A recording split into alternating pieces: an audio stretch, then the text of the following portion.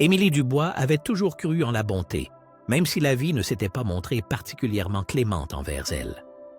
À 26 ans, elle enchaînait les longues gardes comme serveuse au Grill de la Grande Rue, un petit restaurant sympathique niché entre une vieille librairie et une laverie automatique dans la petite ville de Bois-Saulx. C'est là qu'elle avait grandi, et bien que la localité ait à peine changé au fil des ans, sa vie à elle était bien différente. Fini les jours insouciants de l'enfance passés à jouer au bord du ruisseau.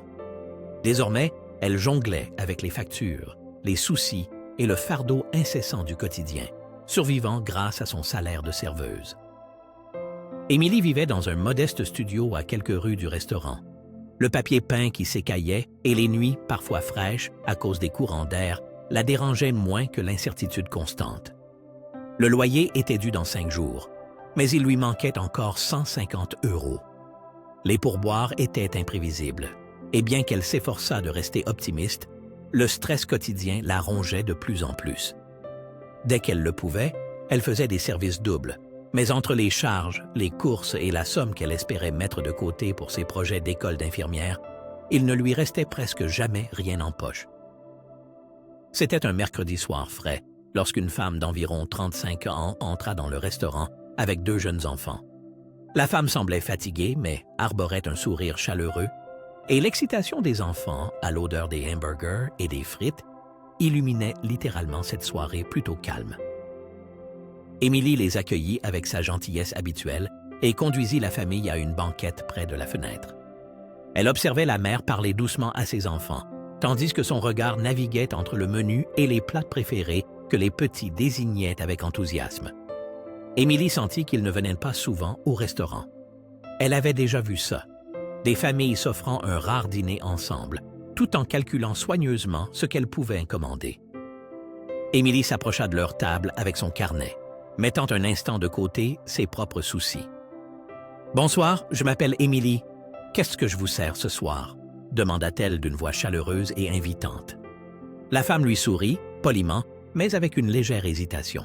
« Commençons par 2 menus enfants, et pour moi, juste un café, s'il vous plaît. » Émilie sentit un pincement au cœur. Elle savait combien il était difficile de compter chaque centime, et quelque chose chez cette femme lui rappelait sa propre enfance.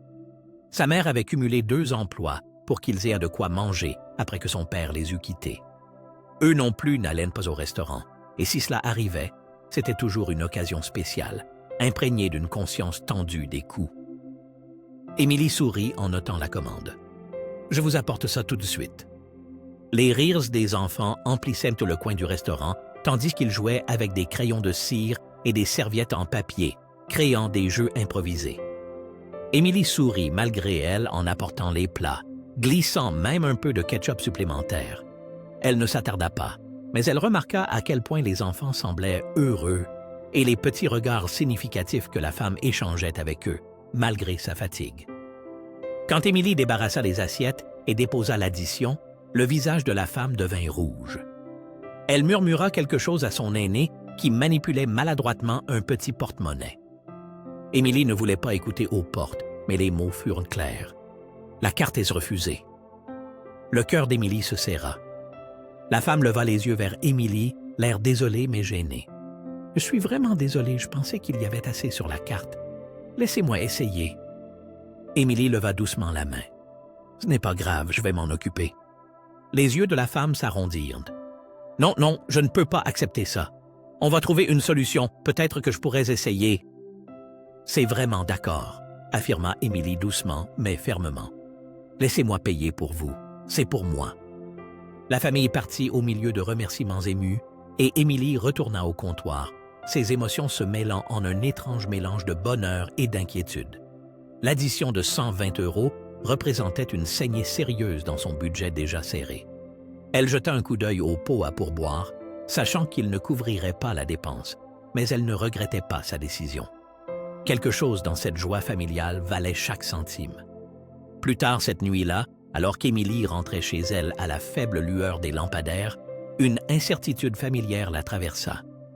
Avait-elle bien agi? Elle était déjà en retard pour son loyer, et elle craignait de regretter plus tard sa générosité alors qu'elle ne pouvait pas se le permettre. Ses pensées revenaient sans cesse au regard reconnaissant de la femme, au rire des enfants et à cette promesse silencieuse de rendre l'appareil. Malgré toutes ces gaillées inquiétudes, Émilie sourit. Elle n'avait peut-être pas grand-chose, mais elle avait assez pour aider quelqu'un d'autre. Les jours suivants s'écoulèrent au même rythme de longues gardes et de budgets serrés auxquels Émilie était habituée. Le restaurant connaissait des hauts et des bas, et Émilie essayait de tenir bon, bien que le poids des factures impayées l'oppressât de plus en plus. Elle devait payer le loyer le lendemain, mais il lui manquait toujours une partie de l'argent. Tout en essuyant les tables et en remplissant les tasses de café, ses pensées tournaient autour de cette femme et de ses 2 enfants. Était-il bien et avait-il réussi à régler ce qui avait causé le refus de la carte bancaire? Elle n'attendait rien en retour, mais ne pouvait s'empêcher d'espérer que son petit geste avait changé quelque chose dans leur vie. Le samedi soir, le restaurant était bondé. Le cliquetis des assiettes et le bruit des conversations joyeuses emplissaient l'espace, tandis qu'Émilie livrait inlassablement les commandes et remplissait les boissons avec sa chaleur habituelle. Le coup de feu commençait à peine à se calmer lorsque la porte s'ouvrit et Émilie leva les yeux. Une femme grande, élégamment vêtue, entra. Elle lui semblait familière, bien qu'Émilie ne pût la situer immédiatement. La femme portait un blazer à la coupe raffinée et tenait une petite mallette en cuir à la main. Son apparence la distinguait immédiatement de la clientèle habituelle. Alors que la femme balayait la salle du regard, ses yeux s'arrêtèrent d'un sur Émilie et un sourire apparut sur ses lèvres. « Bonsoir », la salua Émilie d'un ton plus formel. « Vous désirez une table pour une personne ?» La femme secoua la tête, toujours souriante. « En fait, je voudrais vous parler. Émilie, c'est bien ça? » Le cœur d'Émilie manqua un battement, et elle hocha simplement la tête, ne sachant pas à quoi s'attendre. « Oui, c'est moi. En quoi puis-je vous aider? » demanda Émilie, tandis que la femme désignait une banquette vide près de la fenêtre. « Auriez-vous un petit moment pour vous asseoir? Je promets de ne pas vous retenir longtemps. » Émilie hésita, regardant autour d'elle dans le restaurant. Le pic du dîner était passé, et sa collègue lui fit un signe d'encouragement de derrière le comptoir, indiquant qu'elle pouvait prendre une courte pause. Avec un sourire poli, Émilie accompagna la femme jusqu'à la banquette, puis s'assit en face d'elle. « De quoi s'agit-il? » demanda Émilie, en croisant les mains sur ses genoux. Le sourire de la femme s'adoucit, et Émilie réalisa soudain qu'il s'agissait de la même dame qu'elle avait aidée précédemment. Mais maintenant, elle paraissait raffinée et sûre d'elle, en contraste frappant avec la mère fatiguée qu'Émilie avait vue. « Je ne sais pas si vous vous souvenez de moi, » commença la femme d'une voix chaleureuse. « Je suis venue ici il y a quelques jours avec mes enfants, ma carte bancaire n'a pas fonctionné et c'est vous qui avez payé notre dîner. » Émilie cligna des yeux, puis la reconnaissance traversa son visage. « Oh, bien sûr, c'était vous avec les 2 petits. Comment vont-ils? » « Très bien, » répondit la femme, son sourire s'élargissant. « Ils n'ont pas arrêté de parler de vous pendant des jours. Le plus jeune a même fait un dessin pour vous remercier. » Émilie rit doucement. « C'est vraiment gentil de leur part. Je suis heureuse que tout se soit arrangé finalement. » L'expression de la femme devint plus sérieuse, mais toujours chaleureuse. « Ce que vous avez fait a signifié plus pour nous que je ne pourrais jamais le dire. C'était très humiliant quand ma carte n'a pas fonctionné, mais il s'est avéré qu'il y avait un problème avec ma banque auquel je ne m'attendais pas. Cependant, votre gentillesse a transformé ce qui aurait pu être un mauvais souvenir en un moment que je chérirai toujours, et je ne saurais jamais assez vous en remercier. » Émilie gigota sur sa chaise, mal à l'aise, sa modestie l'empêchant d'accepter facilement les compliments. « Ce n'était pas grand-chose. Je voulais juste que vous et les enfants alliez bien. » La femme sortit une enveloppe de sa mallette et la tendit à Émilie par-dessus la table. « C'est pour ça que je suis venue. Je voudrais vous remercier correctement pour ce que vous avez fait. » Émilie hésita, sa main planant au-dessus de l'enveloppe. « Vous n'auriez vraiment pas dû. J'ai juste été heureuse d'aider. »« S'il vous plaît, » dit la femme doucement. « Il ne s'agit pas seulement du dîner, mais de ce que vous m'avez montré. La gentillesse, la compassion et l'humanité dont le monde a tant besoin. Je veux que vous sachiez à quel point c'était important pour moi. » Émilie ouvrit prudemment l'enveloppe et eut le souffle coupé en voyant le chèque à l'intérieur. Le montant dépassait de loin tout ce à quoi elle s'attendait. Il couvrait son loyer, ses factures et en retard, et lui permettait même de mettre de l'argent de côté. « Je ne sais pas quoi dire », murmura-t-elle, tandis que les larmes lui montaient aux yeux. Le sourire de la femme ne faiblit pas. « Vous n'avez rien à dire. Promettez-moi juste quelque chose. » Émilie demanda d'une voix tremblante. « Quoi? » »« Promettez-moi de rester vous-même et de continuer à répandre la bonté. » Émilie hocha simplement la tête, incapable de parler. Elle serra l'enveloppe fermement, paralysée par l'incroyable générosité du geste. Avant que la femme ne parte, elle lui tendit la main. « Au fait, je m'appelle Sophie Bernard. Mon frère, André Bernard, dirige le groupe Bernard. C'est à lui qu'appartient cette chaîne de restaurants. » Les yeux d'Émilie s'arrondirent de stupéfaction. « Votre frère est propriétaire de ce restaurant? » Sophie acquiesça, répondant d'une voix chaleureuse. « Oui, et quand je lui ai parlé de vous, il a insisté pour que nous vous remercions convenablement pour votre aide. Mais ça, elle désigna l'enveloppe, c'est de ma part. André voudra peut-être vous rencontrer lui-même un jour, mais pour l'instant, nous voulions juste que vous sachiez à quel point nous vous apprécions. » Émilie regarda Sophie sortir du restaurant, sa présence raffinée se fondant dans le silence de la nuit. Alors qu'elle serrait toujours l'enveloppe, un sentiment d'émerveillement et de gratitude l'envahit. Le restaurant s'était calmé alors qu'elle restait assise à la table, fixant l'enveloppe laissée par Sophie. Le chèque était largement suffisant pour résoudre ses problèmes financiers à long terme, mais elle était encore plus impressionnée par la bonté qui l'accompagnait. Elle n'avait jamais rien attendu en retour pour avoir aidé Sophie et ses enfants, et pourtant, elle tenait maintenant entre ses mains une bouée de sauvetage dont elle n'aurait jamais osé rêver. Plus tard ce soir-là, en rentrant chez elle sous la faible lumière des lampadaires, Émilie se remémora tout ce que Sophie avait dit. Le fait qu'elle soit liée au groupe Bernard, propriétaire de la chaîne de restaurants, rendait la rencontre encore plus surprenante. Bien qu'Émilie fût reconnaissante pour l'aide financière, ce furent les paroles d'encouragement de Sophie à continuer de répandre la bonté qui la marquèrent dans le plus. Les jours suivants, Émilie se déplaçait dans le monde avec une légèreté nouvelle. Pour la première fois depuis des mois, elle réussit à payer son loyer à temps et régla même ses factures de charges en retard. Il était rare qu'elle puisse vivre sans le poids de l'incertitude. Pourtant, malgré sa gratitude pour le cadeau, elle ne laissa pas cela changer son attitude envers son travail ou sa façon de traiter les clients. Elle continuait d'accueillir tout le monde avec un sourire chaleureux, remplissait les tasses de café sans qu'on le lui demande et faisait tout son possible pour que les clients se sentent chez eux. Vers le milieu de la semaine, tout était revenu à la normale au restaurant. Émilie travaillait pendant le service du déjeuner lorsque la porte s'ouvrit et qu'un homme entra, attirant immédiatement son attention. Il était grand, élégamment vêtu, les cheveux soigneusement coiffés et dégageait une assurance qui emplissait l'espace. Il jeta un bref coup d'œil autour de lui, puis son regard s'arrêta sur Émilie. « Bonjour », le salua Émilie d'un ton formel. « Vous désirez une table pour une personne ?» L'homme sourit chaleureusement. « En fait, je souhaiterais vous rencontrer. Émilie Dubois ?» Émilie cligna des yeux, surprise. « Oui, c'est moi. En quoi puis-je vous aider ?» L'homme lui tendit la main. « Je suis André Bernard. Ma sœur Sophie m'a parlé de vous. » Le souffle d'Émilie se coupa un instant. « Le frère de Sophie ?» demanda-t-elle, tandis qu'André hochait la tête, son sourire s'adoucissant. « C'est moi qui possède cette chaîne de restaurants, et après que ma sœur m'a raconté ce que vous avez fait pour elle et ses enfants, j'ai su qu'il fallait que nous nous rencontrions personnellement. » Le visage d'Émilie s'empourpra. « Oh, ce n'était vraiment rien. Je voulais juste aider. » André désigna la banquette vide. « Avez-vous un petit moment pour discuter ?» Émilie regarda autour d'elle dans le restaurant. C'était une période plus calme, et sa collègue lui fit un signe encourageant de derrière le comptoir, indiquant qu'elle pouvait prendre une petite pause. Après une brève hésitation, Émilie conduisit André à la banquette puis s'assit en face de lui. « Ce que vous avez fait pour ma sœur n'était pas rien, » dit André en se penchant légèrement en avant.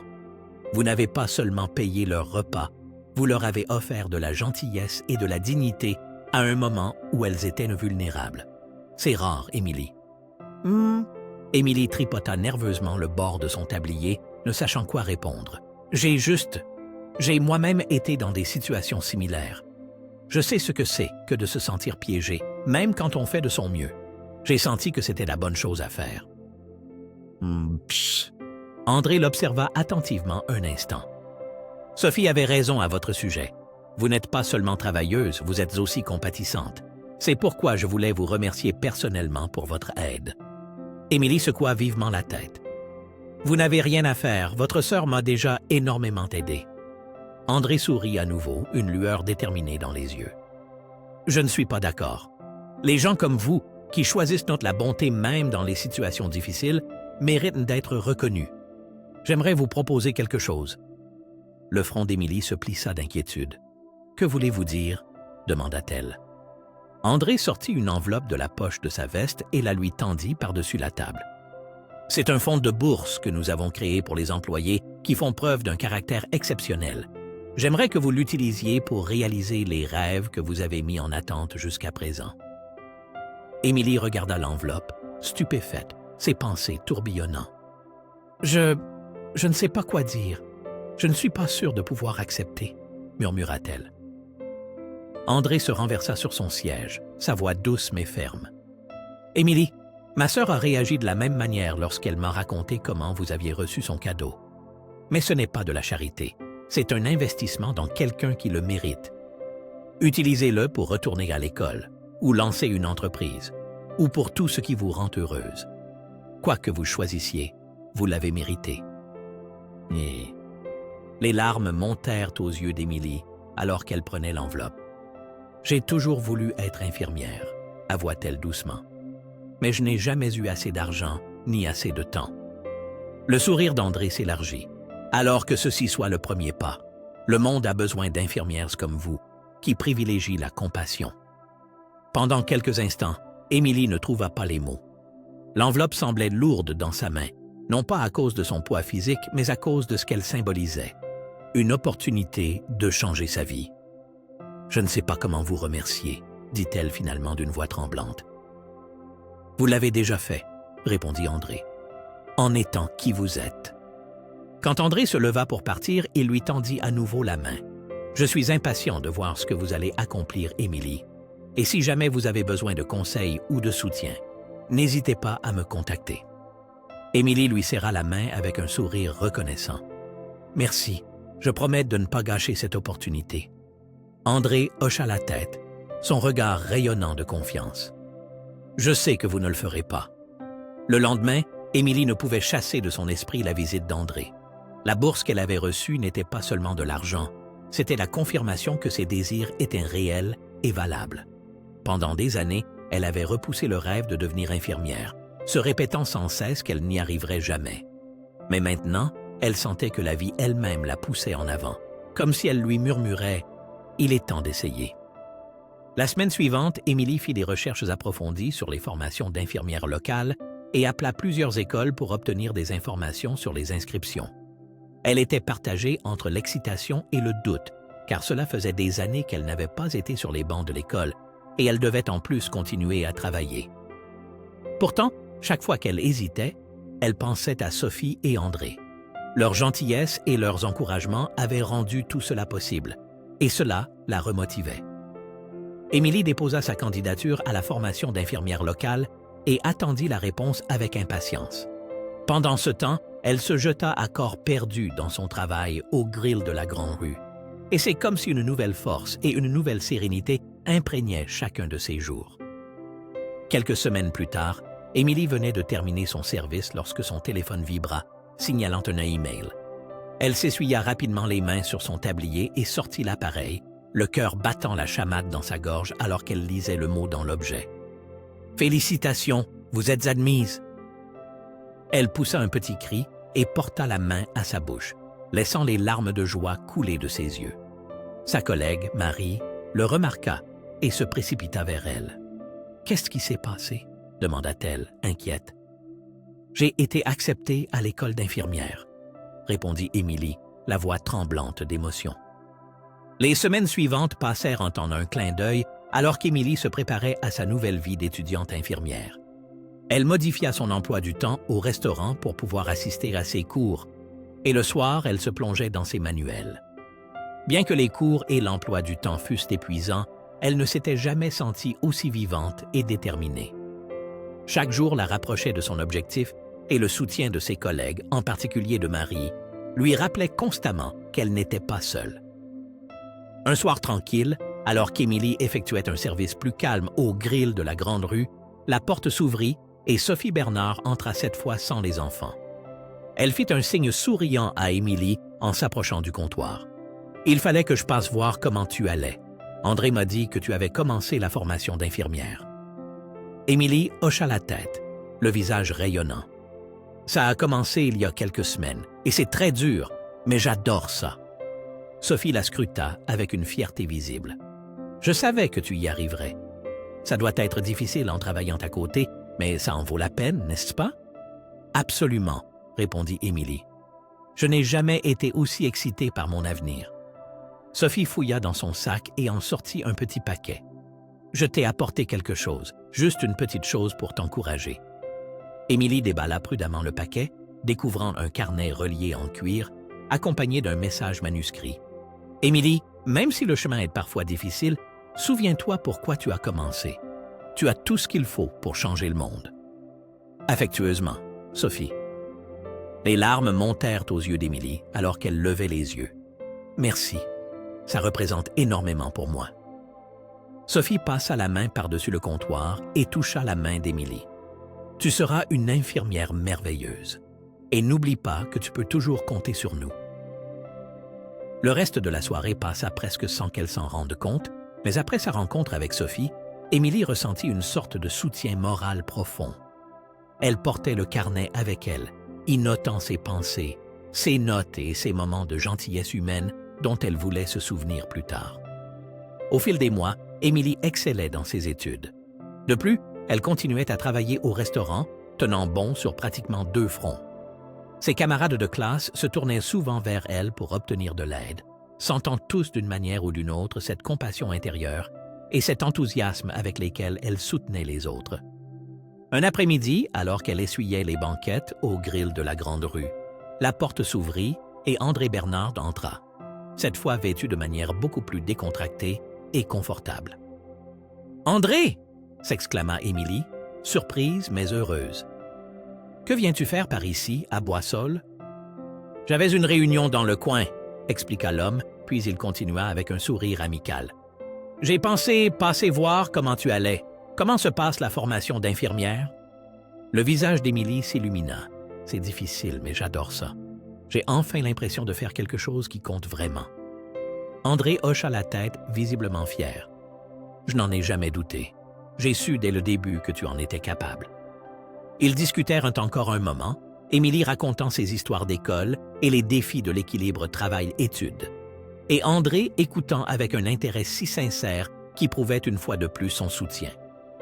Avant de prendre congé, il dit simplement « Je suis sûr que tu seras une infirmière merveilleuse. Le monde a précisément besoin de la gentillesse qui est en toi. Continue comme ça, ce que tu fais a déjà une signification énorme. » Émilie regarda André s'éloigner, le cœur rempli de gratitude. Elle trouvait incroyable à quel point sa vie avait changé en si peu de temps et comment un seul acte de bonté apparemment insignifiant, celui d'avoir aidé Sophie, avait conduit à des opportunités aussi incroyables. Les années s'écoulèrent et Émilie parcourut le chemin difficile de la formation d'infirmière. Sa vie était un équilibre entre les études interminables, les stages cliniques et le travail de serveuse à temps partiel. Bien qu'il y ait eu des moments où la fatigue et le doute pointaient le bout de leur nez, elle n'abandonna jamais. Le carnet reçu de Sophie restait constamment dans son sac, rempli de rappels sur les raisons pour lesquelles elle avait commencé et sur ceux qui croyaient en elle. Finalement, Émilie obtint son diplôme avec mention et sa cérémonie solennelle de remise des insignes d'infirmière fut un moment qu'elle chérirait toute sa vie. Debout sur la scène dans son uniforme blanc immaculé, l'insigne brillant près de son cœur.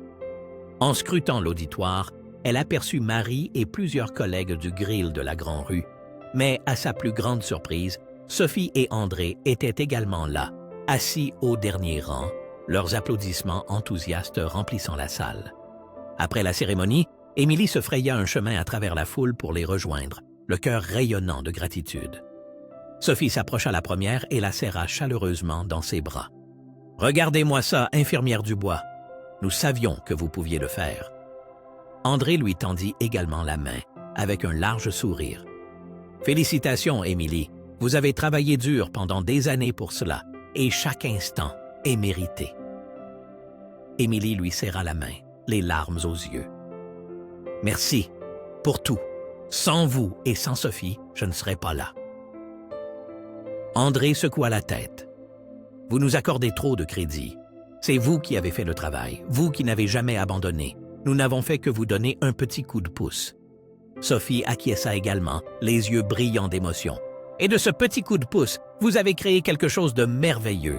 J'ai hâte de voir combien d'autres vies vous allez changer. » Ça, oh. Mais, et ça.